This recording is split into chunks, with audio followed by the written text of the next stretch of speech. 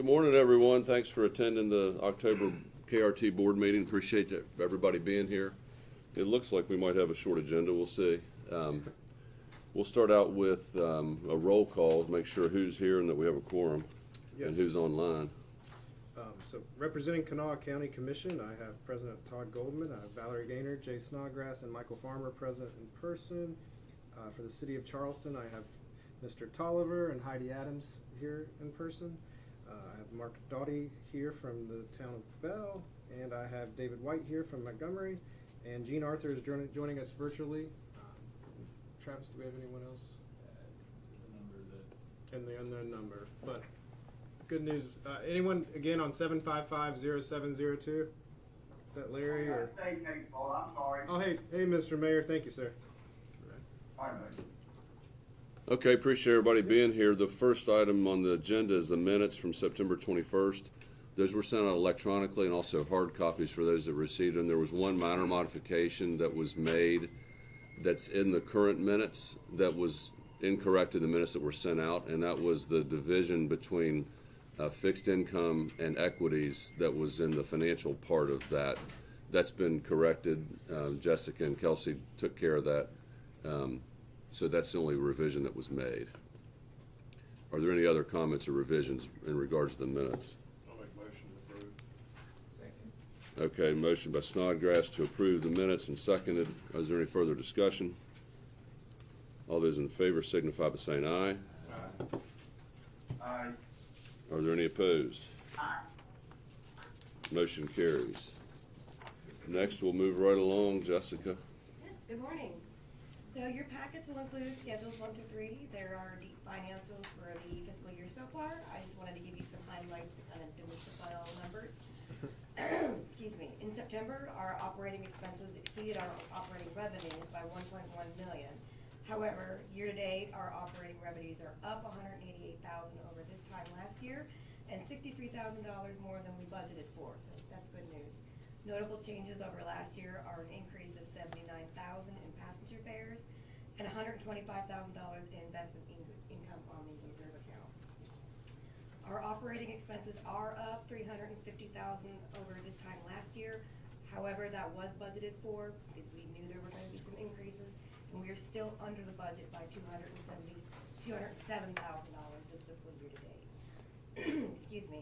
Schedule 6 shows our details of our levy receipts year to date. As of September, they were $2.5 million, which was unfortunately a decrease of 33% over last year.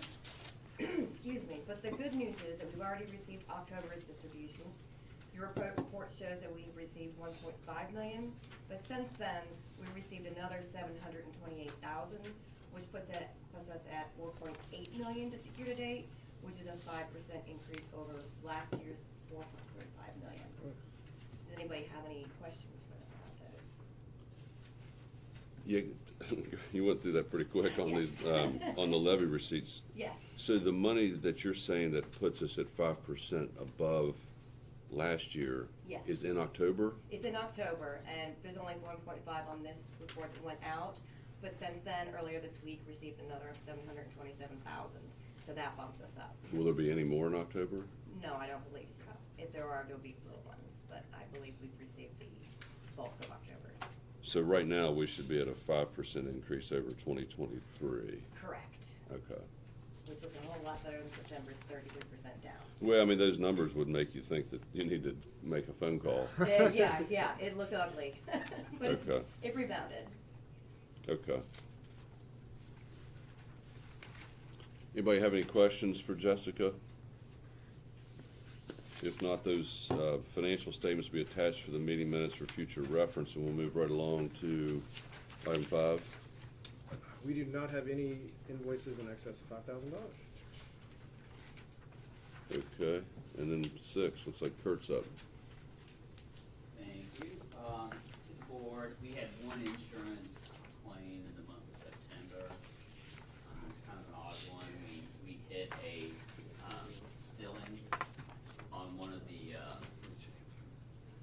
atriums, so to speak, on at the kidney center with CMAC. So we're working through them. One of our buses, I think the newer cat buses are a little taller than our older ones, and it's kind of straight. We So know- that'll be a recurring problem? No, we know not to go through that one now. Okay. So, it kind of caught us off guard in Labor Day, so we're taking care of that. Whatever it is. Where is that report on here? Am I missing it, or? So Schedule 7, remember we decided not to do anymore because the numbers were pretty meaningless. But you still have a summary of the incidents, don't you? Yes, did not make it in the packet. Oh, Yeah, it's not in the packet. Okay, so I'll make sure I did it. Like I said, there was just one this time around. I can email that out. Just for question on that, I know we're with Brim, and they were talking about going with another company, where are we at with all that? We're with the other company now. Okay, I'm just requesting on it, could you add the premium to that packet, the same, when we get an insurance report? Can you just put somewhere in the bottom of monthly premium is, and so we kind of. We keep an eye pay on that. quarterly. Okay, whatever rate or whatever increment you pay. Yeah. That would be good. Just so we'll know and compare it to what we've paid in the past, I guess. Well, particularly with a different exposure, since it's not $2,500 per claim. Right.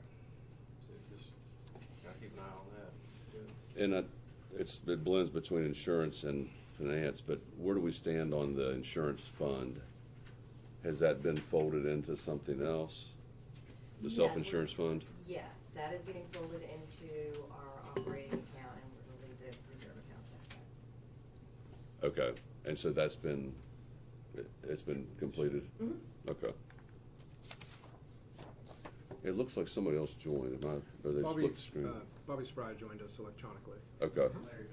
And Larry Bailey did. Oh, great, thank you. So Jacob has apparently, are you online, Jacob? Are you Yeah, I'm on. gonna do the cat report? How you feeling? I'm a little under the weather, but I'll be fine. Okay. Yeah, Oh. they could bring everything back home. But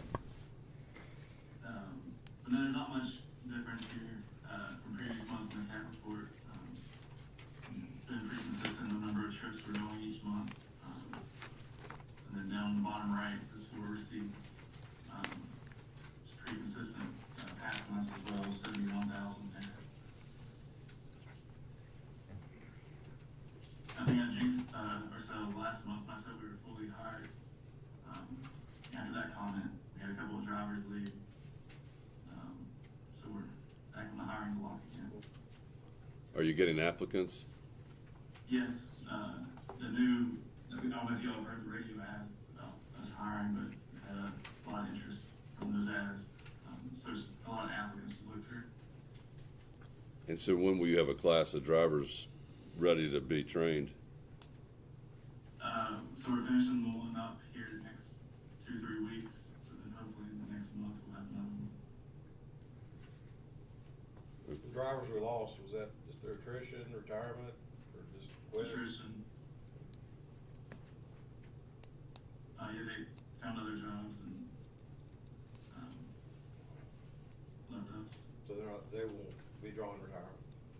No. Anybody have any questions for Jacob on the cat report? If not, it looks like Travis is up on technology update. I'll give you a little showcase of what you've approved us to do here. This will be piggybacking kind of on what Sean showed you a couple months back in Transit app. Pull up. Show you the interface. So this will be on the TV, but I'll show you the interface the passengers are going to use. So they'll log into the Transit app, and this will showcase all of our routes. This is what is replacing KRT Live. But in this test environment, we have a new feature that's active, and that is Easy Fare. And this is where I can load funds to my account, purchase tickets electronically, and use them on my phone. In the future, we will be able to use tap cards and hopefully also the functionality on the new credit and debit cards that have the tap functionality as well. As you can see, my account currently has $19.50 in the funds, but if I wanted to add funds, I would just click the Add Funds button.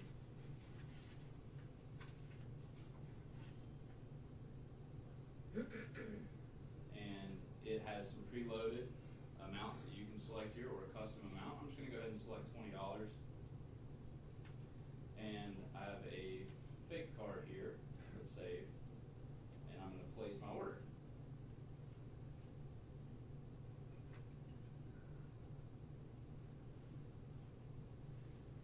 And now it says my order was successful. I now have $39.50, and it will give me the option to buy a ticket or use it later. So I'm gonna buy a ticket now. My transit agency currently is selected to KRT, but if I was in another state that is a participant in this, I could select theirs and buy tickets from theirs. But I have a selection of a 1 ride, a 1-day pass, a 5-day, and a 31-day. I'll buy a 1 ride. Just gonna buy one of those. And it'll ask me to confirm, proceed, and I have the option to use my balance or my card, and I'm just gonna use my balance.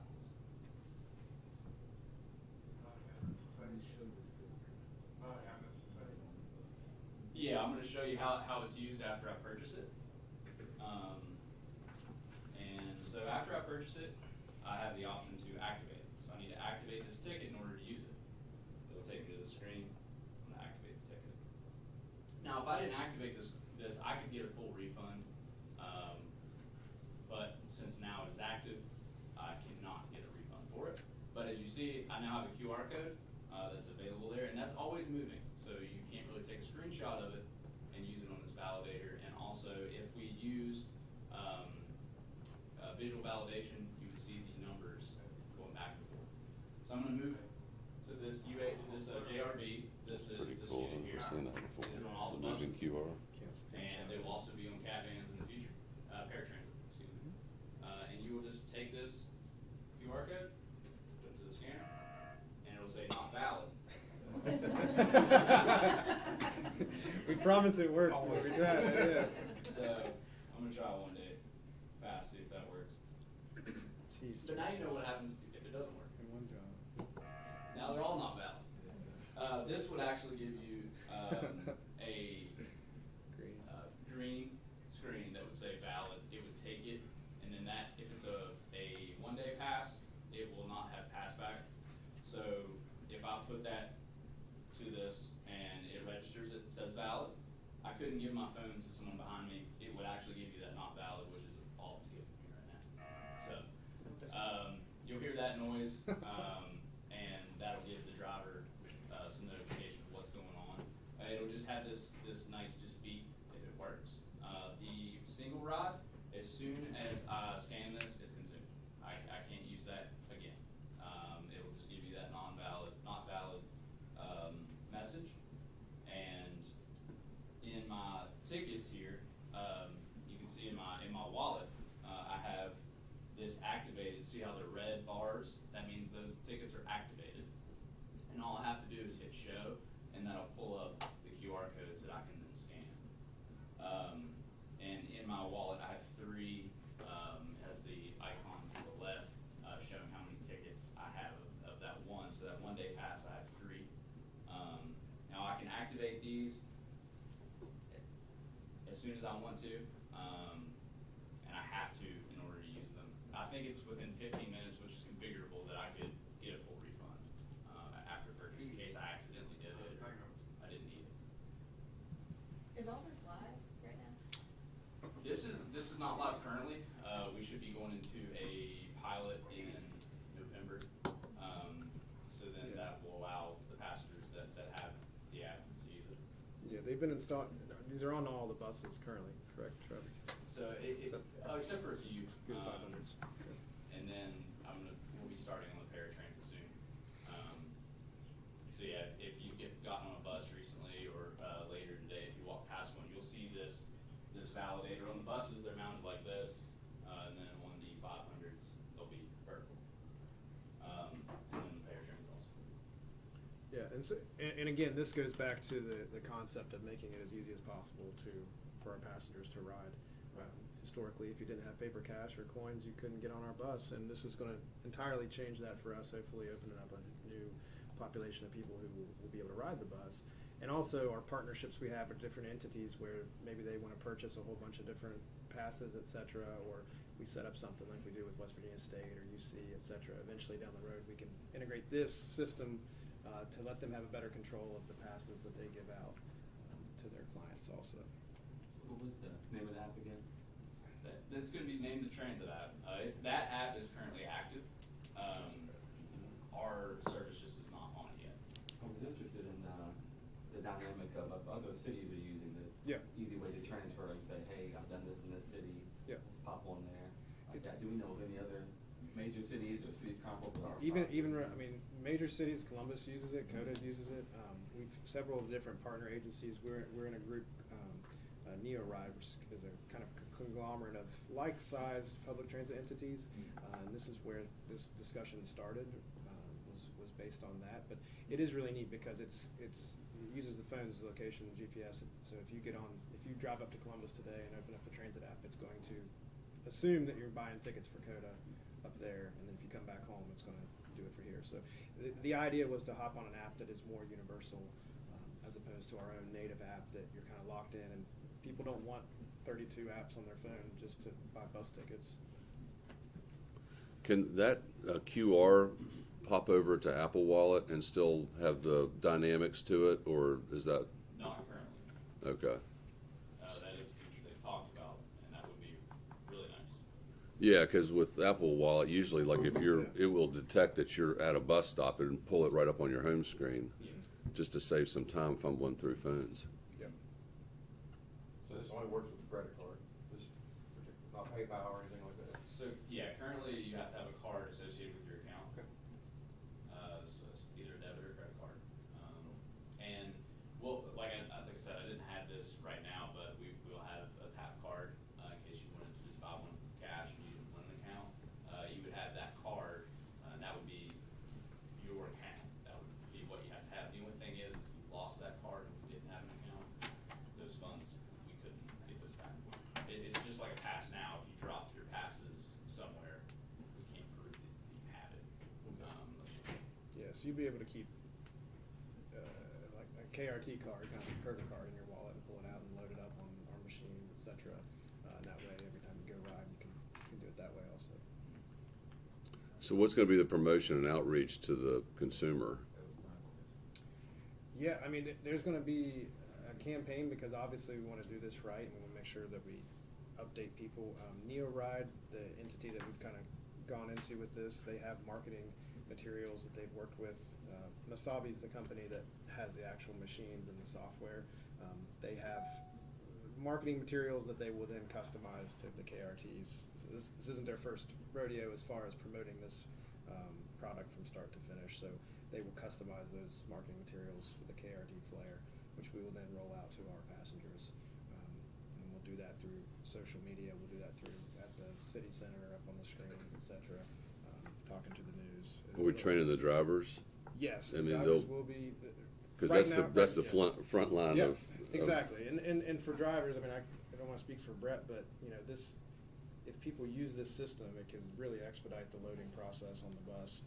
And there's the audible, hey, yes, it's accepted, or red, it's not. It's pretty cut and dry. And it's going to take some time. I mean, we don't expect everyone overnight is going to adopt this system, but it's 2023. We should have this available for people to use. We'll have links to on our website that direct you to the transit app, maybe some instruction. Yeah, we'll do it. On what to do. And in our upcoming trainings that we're going to have with our drivers, we will go over all of these new, because this is just the start, but here in a moment you're going to hear of another technology that we're already demoing on our buses pilot project that the drivers are going to need to be more thoroughly trained on also. We plan to train. When are you rolling that out? This is Bobby, by the way. Hey, Jacob's on the line. Jacob knows the time frame better than Travis and I. We don't want to lie to you. Jacob, are you still there, buddy? Yeah, so November, we're starting to pilot, like middle of November. The pilots, it's pretty short, like 2 weeks, and then end of November, early December, like full launch. Thank you. Charles, I had a question on, once it's activated, like you said, somebody accidentally does it. Yeah. Is there an expiration on that, or is it just indefinite until they actually use it? You can set it, default is, I believe, 6 months, that if you have it activated, that card will expire. Okay. But we can set that to whatever we want. Any idea what we're expecting on that? Not currently. I would say either 6 months or 6 to 12 months to a year.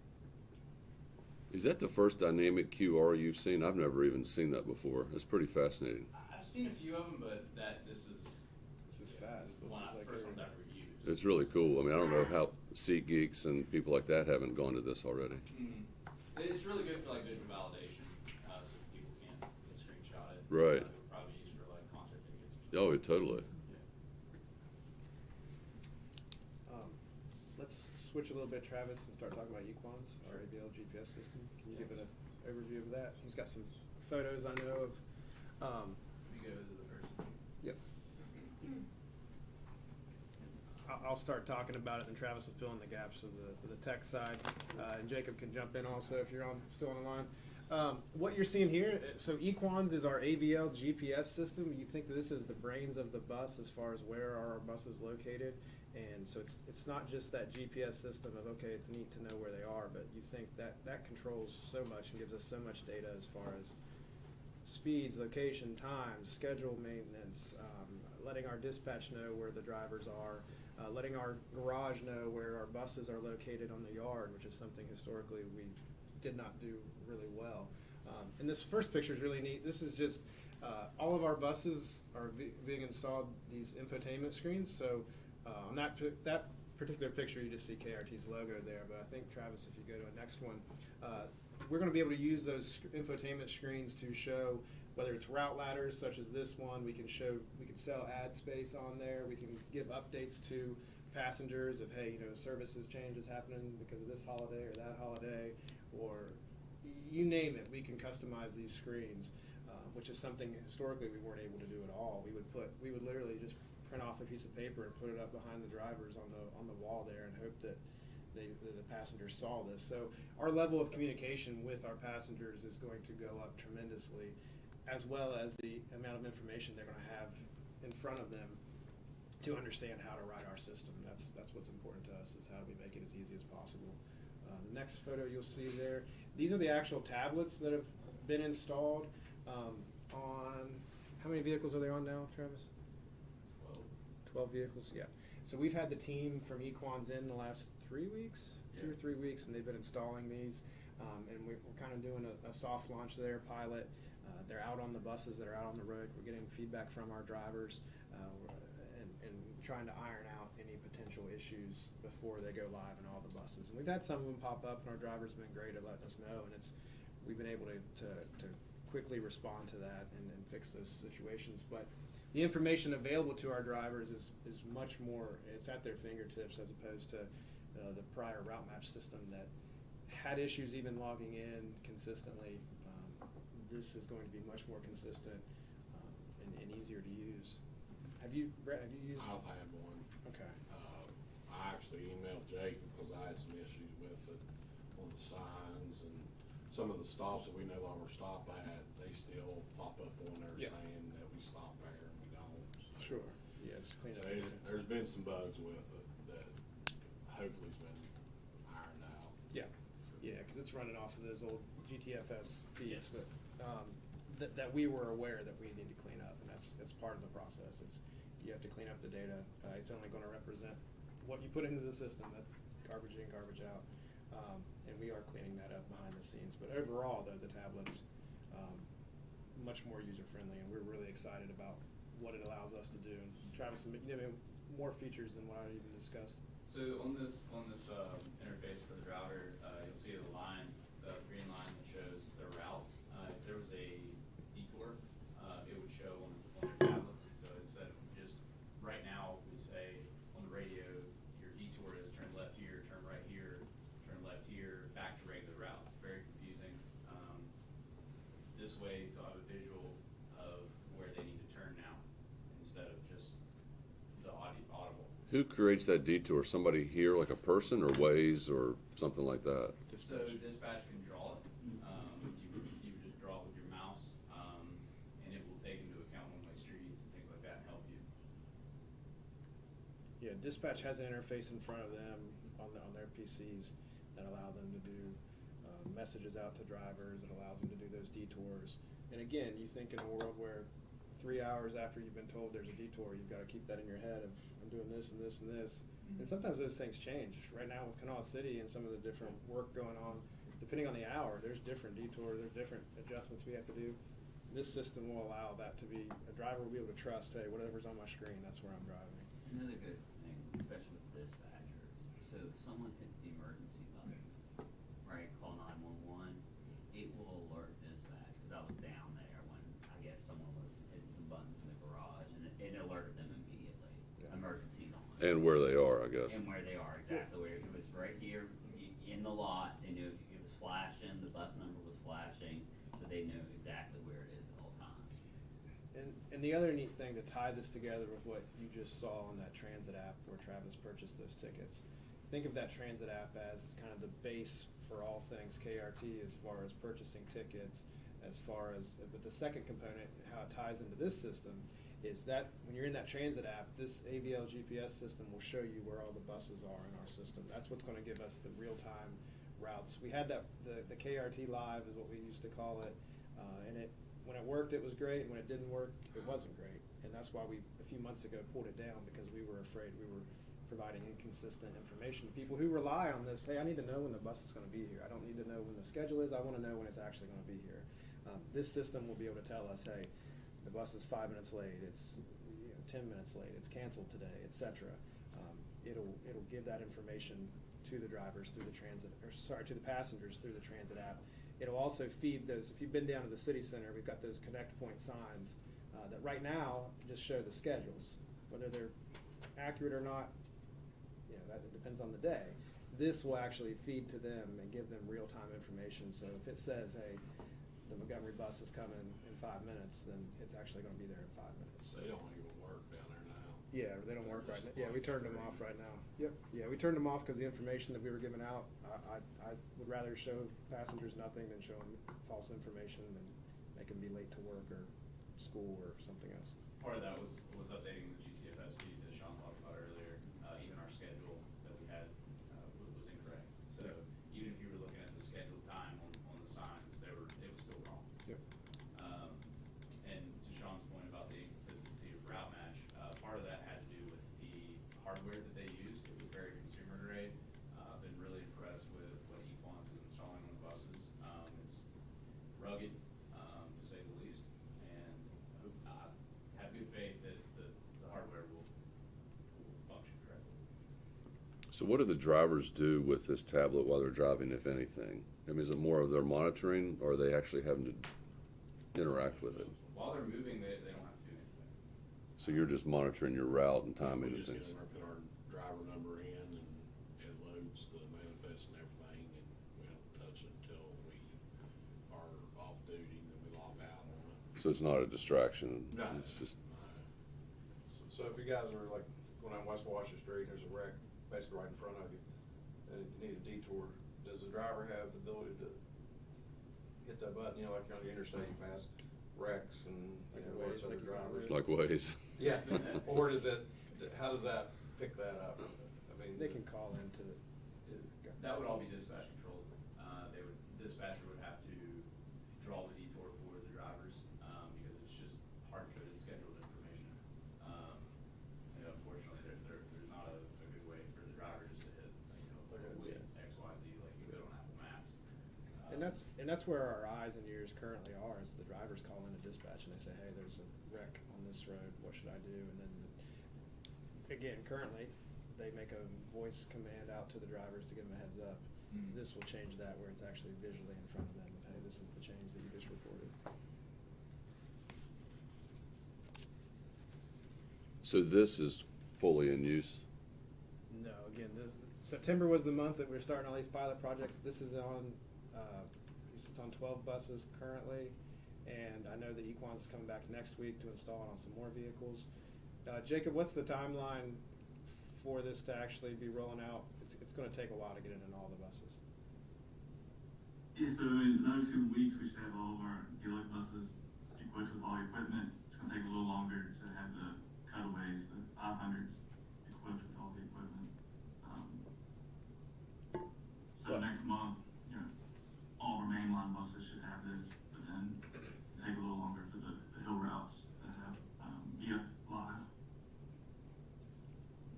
there opportunities on these screens to show something other than route information?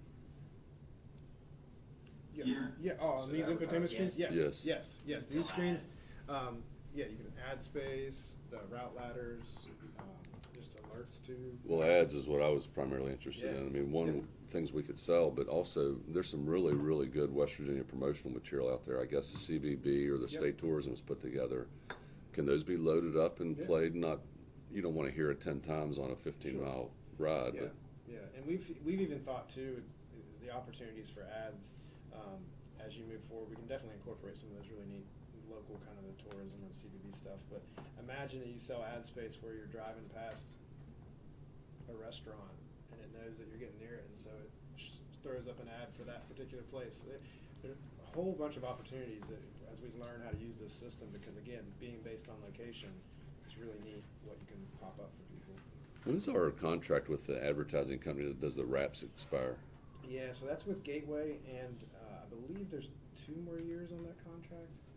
I'll double check, yeah. I wonder if there's an opportunity to say, we know we've got 2 years left, but we now have a new advertising medium. Would you like to, rethink the contract? Exactly, yeah, because it's something that we didn't have a digital Yeah. advertising platform that we. I mean, their cost to do something like this is probably very, very small. It's zero, yeah, other than just format. So it'd be much more wider reaching. Exactly. To be careful who wants to advertise on there. That's a good question. If you do want to advertise, is there demographics available? Do we track demographics on far as riders? ridership? Mhm. To the best of our ability, I mean, it would be tough. I mean, so one of the things we have installed on all of our big buses, our APCs, sorry, on all of the buses now? All the Gillies, I believe. Okay, so our APCs, that's the lasers, kind of when you walk in and off the bus, it keeps track of how many people are getting on and off. Historically, we relied on the fare box to tell us how many people were on the bus.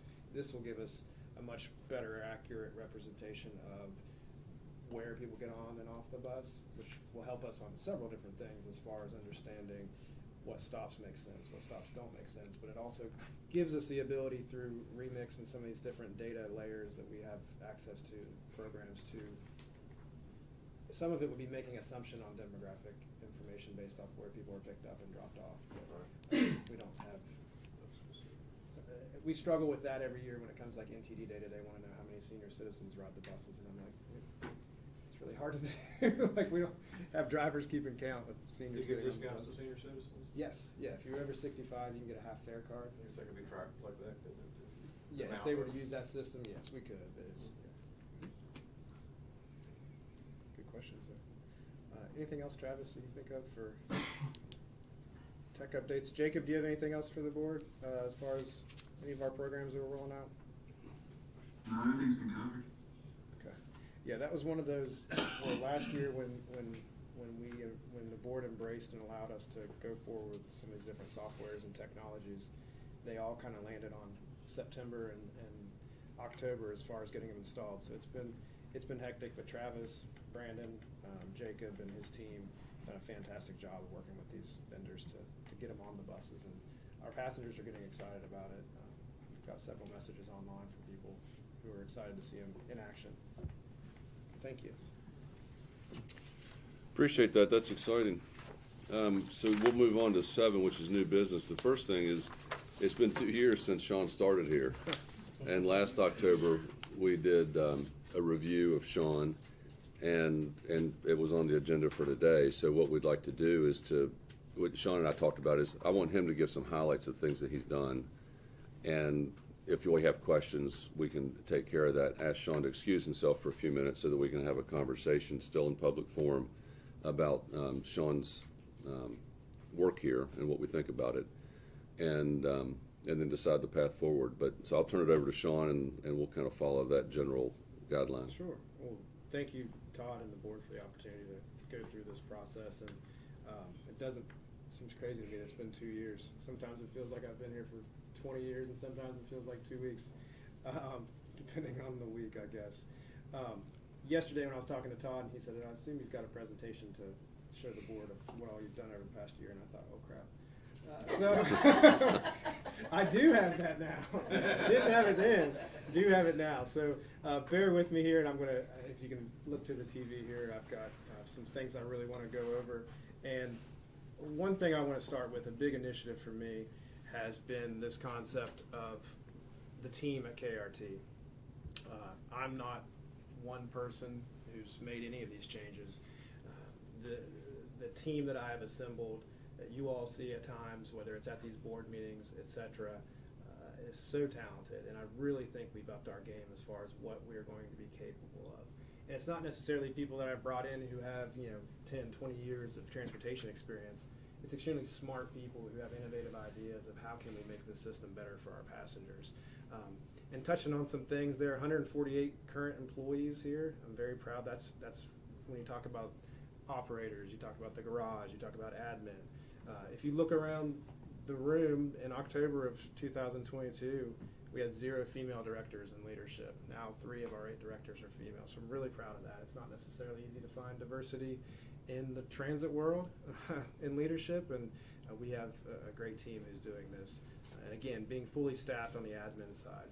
We've added Zach McCullough helps Angie now over in purchasing as a new purchasing agent. Britta Pearson came on to be a staff accountant to take over for Michael Plants, who left after 15 years. He retired. So we've got a lot of new faces, and those individuals are just making our team stronger. And every time it's funny.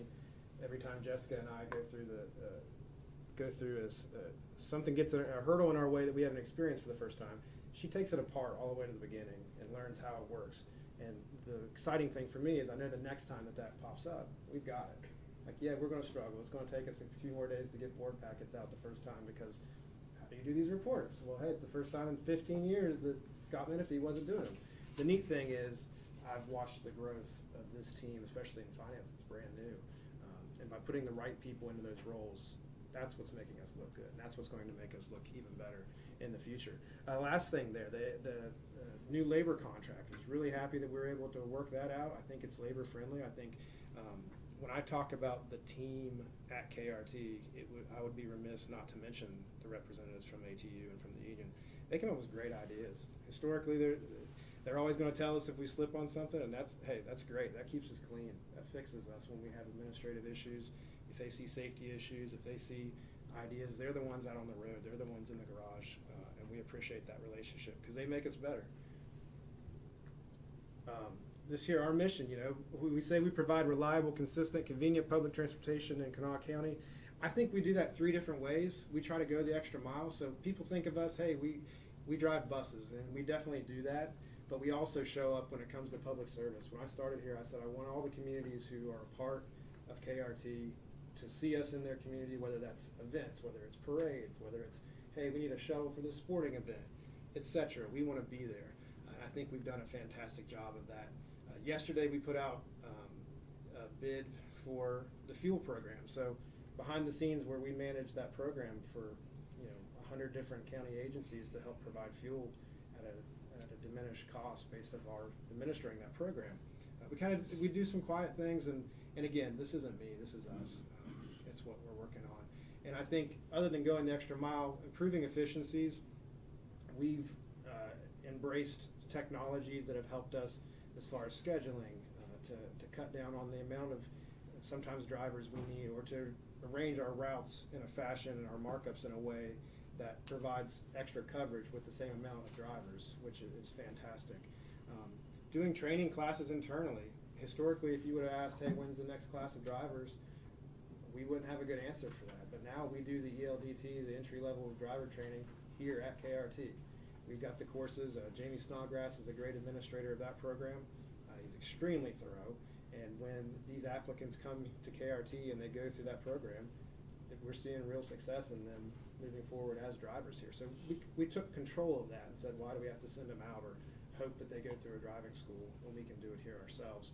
And then again, I keep touching on technology. Transit technology is so important to how we are moving forward, and you all have empowered us to do that time and time again. So money where my mouth is on public service. You see here from charters we've done at the airport. My favorite is you wouldn't believe how many schools and young kids love our buses. Like, we take that for granted. That's really cool to these kids. You see there a group from the Montessori school that they spent a day on the bus going around and learning how the bus works. And it was just incredible. They were on the trolley. They loved that. You'll see the lights there on the trolley in the third picture. We're really excited this year. Maybe you've heard about it. It's this concept, this winter wonderland that's going on down at the Gomar Ballpark with the Dirty Birds. There's a partnership between the city of Charleston and the Dirty Birds, and we're playing a role in that. The city came to me and said, "Hey, what do you think about the Holly Jolly Brawly Trolley?" I said, "Sure, let's do it." So starting in November, actually on the day after Thanksgiving, on Black Friday, we will start running the trolley from the city center to the Capitol Market, then to the Gomar Ballpark, so that anyone who comes downtown, they're going to get on a KRT trolley. They're going to get to experience that, and we're going to be a part of the community that we serve, and that really pays for us to exist. You see in the bottom there, Tim Brady and the CVB came to us and they said, "Hey, we're having a volleyball tournament. We're going to have 6 or 7 different countries from around the world are bringing in these players, and transportation costs are insane. Can you help us?" We said yes. We didn't know how we were going to do it, but we said yes. That's what we do. We find a way to make it happen. Or you see at the Herbert Hoover grand opening, the night that Brad Paisley was there to do a concert, we showed up and we shuttled a whole bunch of people to that event. And then the picture on the right there was UC had a day of service where they went around and did community service projects, and our bus drivers transported them around. So a picture, I could multiply this by probably 5 or 10 for all the different events we do, and we try to spread it out across the entire county. But I would just want you to know that mission of serving every community in Kanawha County is happening behind the scenes on a daily basis. And then also just how do we show up for people other than the normal, the norm. So whether it's on the left there, the regatta shuttles, we were a consistent piece of the regatta for the last 2 years, and we've made some changes to make that shuttle service work for individuals who are coming in from all over the state and other states to make sure that transportation is not an issue. The city center has changed, and I know it's not just the city center itself, the bus component of what KRT performs, but our partnership with the city of Charleston has dramatically changed the landscape of Laidley and Summer Street.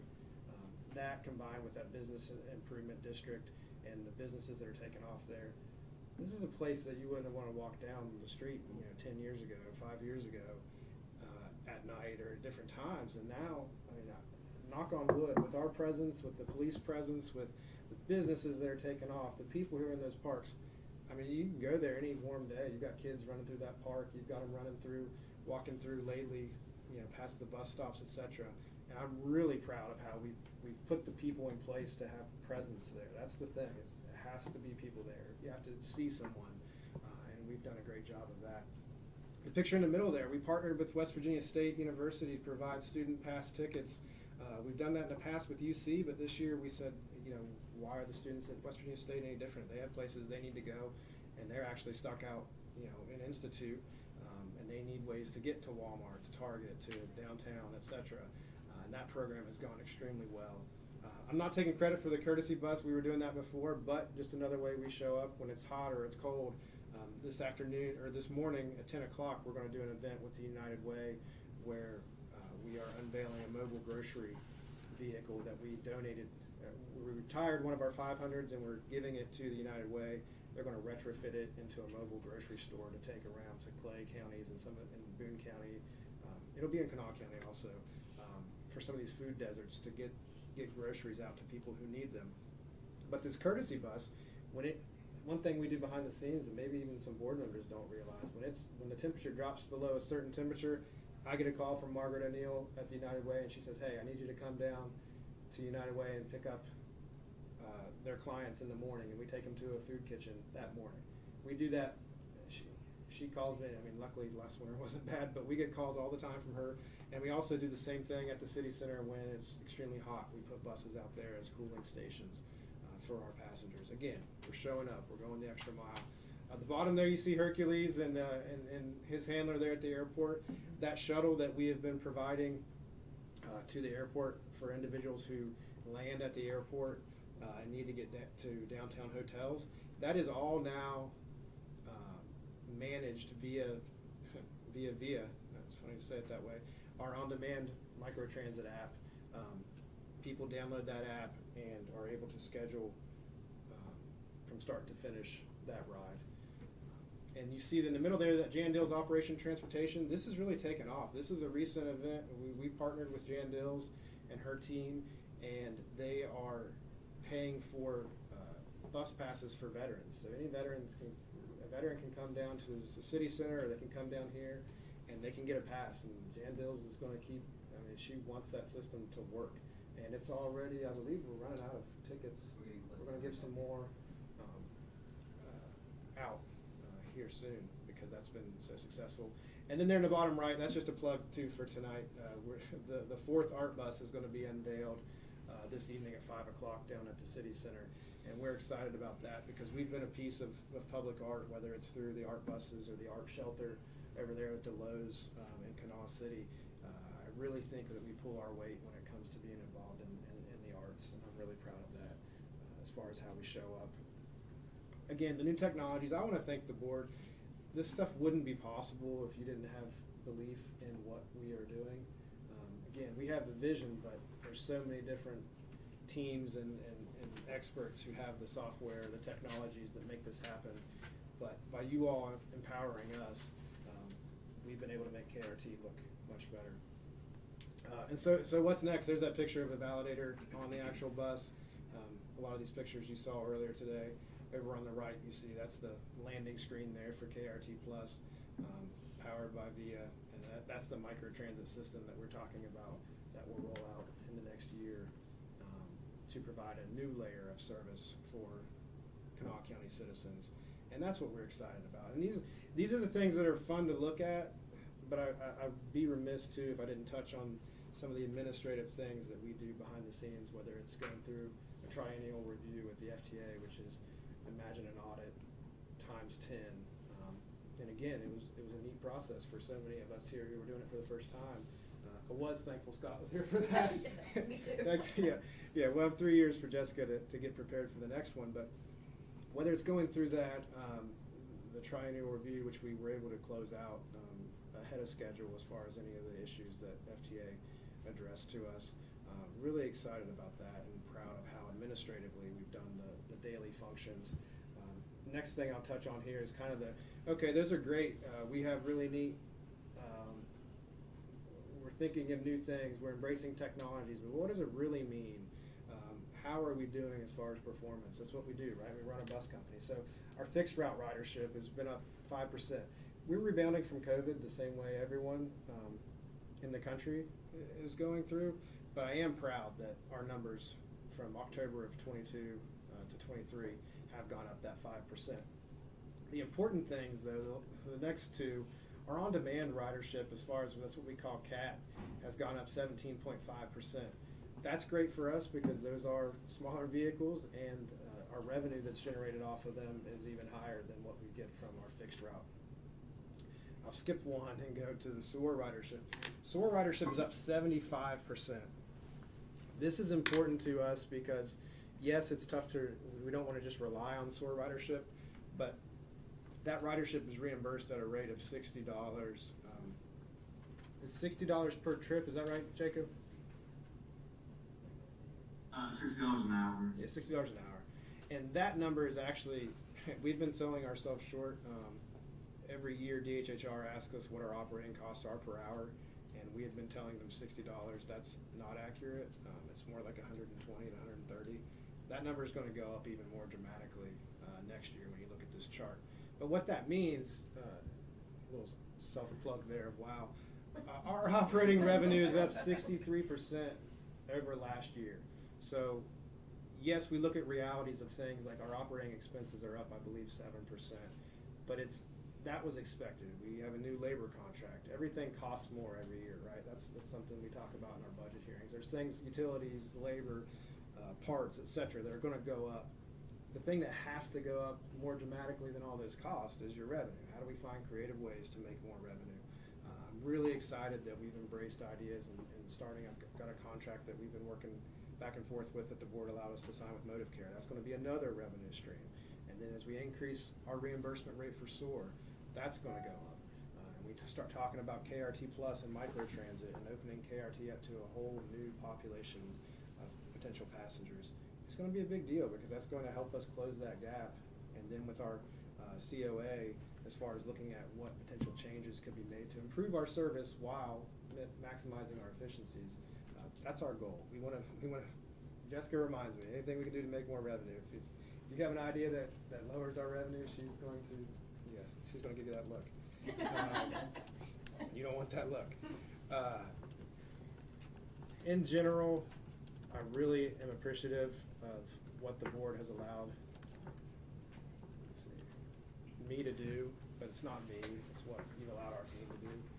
I've got such great people, and I appreciate the opportunity, and I'm open to suggestions, comments, etc. But just thank you all for empowering me.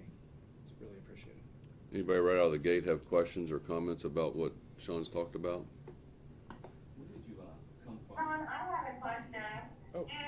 Do we ever do any partnerships with Kanawha Valley Senior Services? Because they're one of our clients, and I know they have a huge need for senior transportation. Yeah, so I'm not positive of Kanawha Senior Services themselves.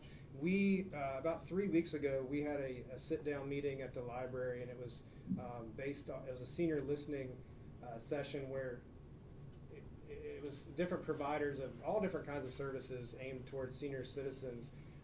And one of the things that kept coming up over and over again was transportation. And that's where it was very evident to me that there's a great opportunity for us to better educate seniors about the programs we have. So whether that is that half fare card for people over 65, whether it's partnering with these providers like Kanawha County Senior Services, Family Care came and met with us right after that meeting and said, hey, how do we buy tickets in a fashion that can help our clients?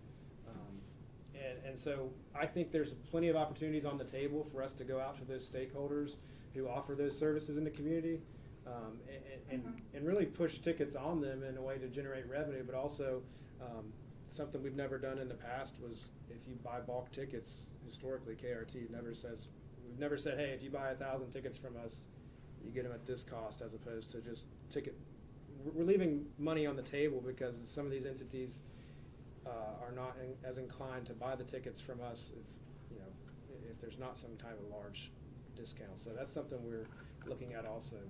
But good question there. We will definitely be happy to work with them also. Well, Bobby, I want to add something else. This is Kurt. We have trained their drivers in the past. They've asked us to train drivers to help them. I didn't remember that. Yeah, we will train their drivers when they ask. When we have a class, when the class and their drivers line up at the same time, we've done that several times. They also participate in the Okay, program. it could be a staffing issue. I know, obviously with COVID, everyone's struggling.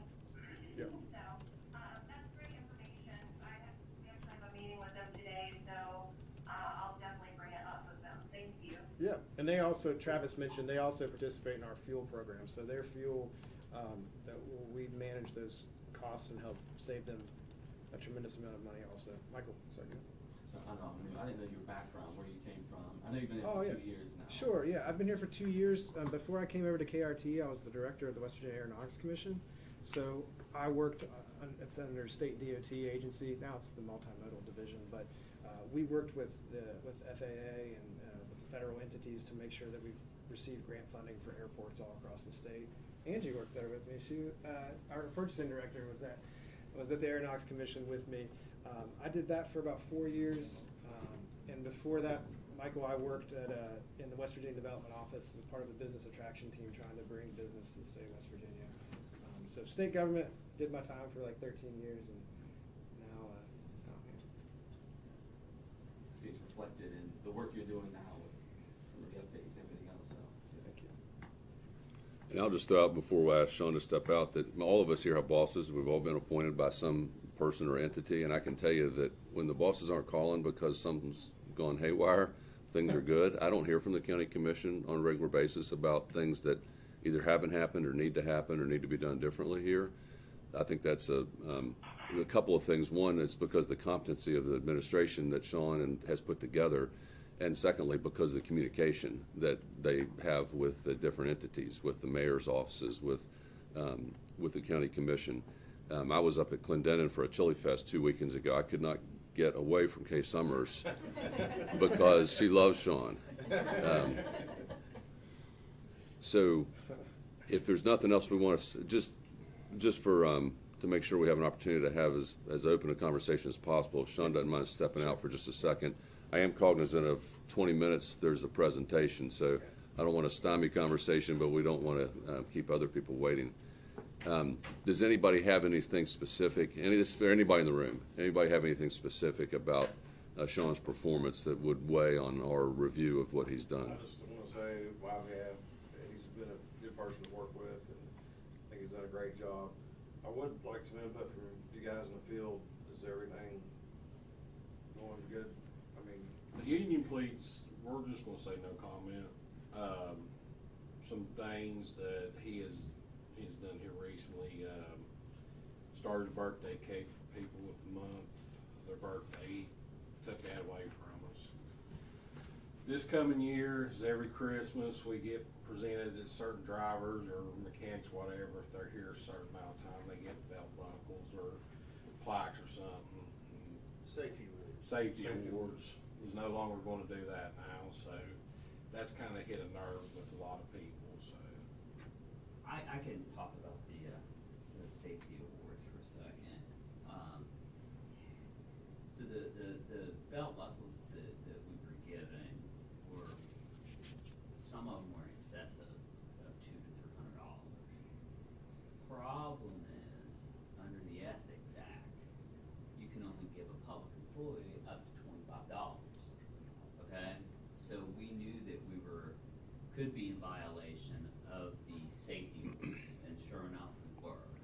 So that's something that has not happened, checking in on those types of things. Sean was worried about that and checked in, and sure enough it was a violation of the Ethics Act, and we've been violating it for years and years and years. it's been part of past practice, I guess you could say. Yeah. You know, and that's kind of hit a nerve. Well, and I can see from your perspective that if you're at 19 years and 20 years triggers something, and there's an expectation, that I can see why people would be Right, because upset. I mean, we was used to it, you know, every holiday. I mean, I've got 2 belt buckles.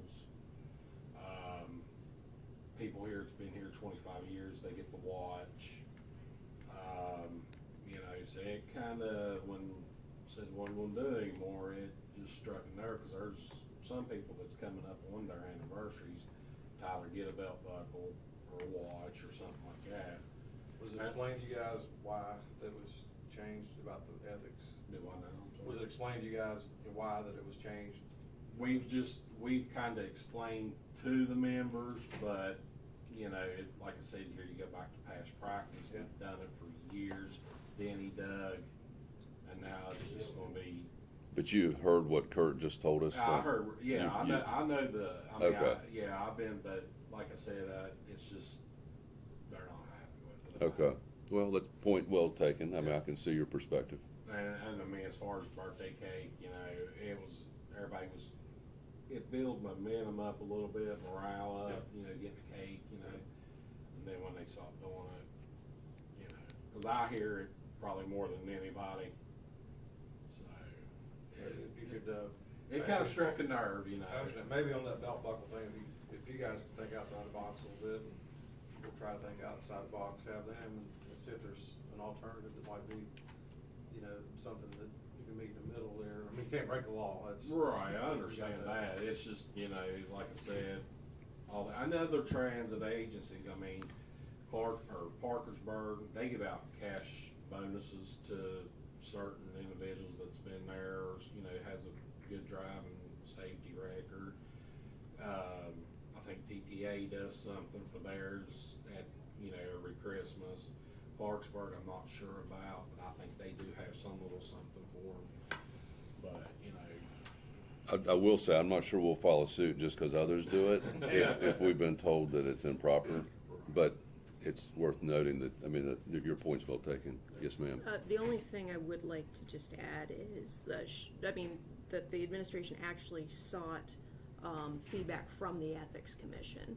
So that's where the the word came from, Right. that the safety award So word they violation. actually Yeah, answered so the this, question yeah, about so that. what Kurt, just to be clear, I think it's probably considered an informal opinion or an advisory opinion, not a formal opinion of the Ethics Commission, but they did give the Maybe we guidance. should, well, we'll work on that, maybe Yeah. share it with employees, what we're up, what Yeah. the company's up against. Mhm. on that, With the and law. try to find an alternative. Mhm. That would be- Okay, thanks. The floor is open if anybody else has comments. So the purchase price of the buckle was in violation? Yes, so this is an ethics, if anyone's worked in for being a public employee, you realize that you can only take a gift up to $25, okay? And that's been a long-standing ethics rule for years and years and years. So in the informal opinion, you can actually go up to $100, okay? But it can be no more than $25 per employee. So you would take the number of employees times it by 25, right? And that's what you could get out of belt buckles. However, if you do that, then you can't do anything else. So this year we did where this triggered, we did a game at Gomart Park, right? We bought tickets, we did all of that. That's a benefit and a gift to the employees according to the Ethics Commission. So that's where we kind of ran into this $25 limit. Now, we could go up to 100, but if we go up to 100, just know, we can't do it, we can't do something for everybody. It would only be limited to that dollar amount total. Every fourth person would get $100 and 3 would be left out. Correct. How many belt buckles are given out per year? It depends. Jacob is still on the line. He's got the numbers. Not 5 to 10 a year. 5 to 10 a year. But you couldn't get like the 20-year belt buckle. This is really what and Jacob can come in. And, yeah, it's over. Is it $200, $300? Well, how much is the 20-year? In that ballpark, yeah. $200 to $300. I mean, the watch, like, for 25 years is, that ballpark as well. Phil, we're getting a little sidetracked. Yeah, I was gonna say, we're on a rabbit hole right now, Yeah. and we're running short on time. I want to deal with any comments about Sean's performance that we think weigh on what the feedback that we're gonna give him. Anybody online that has any comments? I'm just excited. I mean, I think that this is an exciting time at KRT. I think it's been an exciting time over the past 2 years to see how things have changed and Sean has come on board and since new team members have come on board. And I'm just proud to be on the board, honestly. I think we're making a really good impact on the community, and it's exciting to see what your all's brains do. I agree. I think Sean's done an excellent job, although I've only been on the board since January. The momentum is really there. So, yes, I echo what she just said. I'm just amazed how he could. This is Judy Parker, and I have to agree, I've seen a lot of things change since Sean's been here, and I've been on the board a long time, and I think he's done a very good job. That's my opinion. I'm just amazed how he picked up the ball and just kept on going from where Doug Harvey left off. That's amazing. He found some new balls to carry along the way too. I mean, there's a lot of new projects going on here. He picked up another sport or two. I think him and his team's done a great job. I mean, he's implemented a lot of new, programs, and I think he's done a great job. There won't be any, change on income, on salary. Well, I mean, that's not been discussed, but that's open if somebody feels that he should. Last year there was a raise. I can tell you that the contract was 5%, and there was 5% to employees, to administration. Sean did not take the full 5%, but he did get a COLA increase, if you will. So does he do? I mean, I think that's for this board to decide. I don't think there's an expectation. Do you decide that at this meeting? I don't think so, because I'm not sure we have time to do that.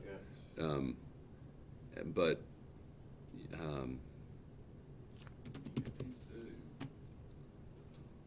We had a really significant one last year, and then he didn't take the 5%. right, The took- full 5%. right, it would have been, I can't do my math that fast, but something like 2%, to less than 2.5%. So maybe I think what I don't want to see happen is that there's no increase or there's small increases, and then we get 2 or 3 years down the road, and it has to be dealt with in a more significant manner. So in the future, I think what we need to do is suggest that he's due the same COLA increase that the rest of the staff is due. 2.5%, right? Well, we could suggest that now, or we could deal with it in next year, in next budget year. So you need a motion to do that, or you want to do it now? We would absolutely need a motion, I believe, to, and my numbers could be off. I mean, the only way I would know to pose that motion would be that Sean is or his pay is increased by the full 5% that the administration received, I guess, July 1st. To equal it, what he's already received, and then the difference. To make it up to 5%. Right. I would make a motion to, increase it 2.5%. I'll second. Okay, so there's a motion on the floor for him to increase his current pay by 2.5%, and a second by Snodgrass. Is there any further discussion about that? I'm not sure that we want to say 2.5%, just in case it's the wrong number. Maybe we should just have it, I would suggest revising the motion, just so he gets up to the 5%. So would you accept a revision that would say we would take his last year's salary, increase it by 5%, Yes.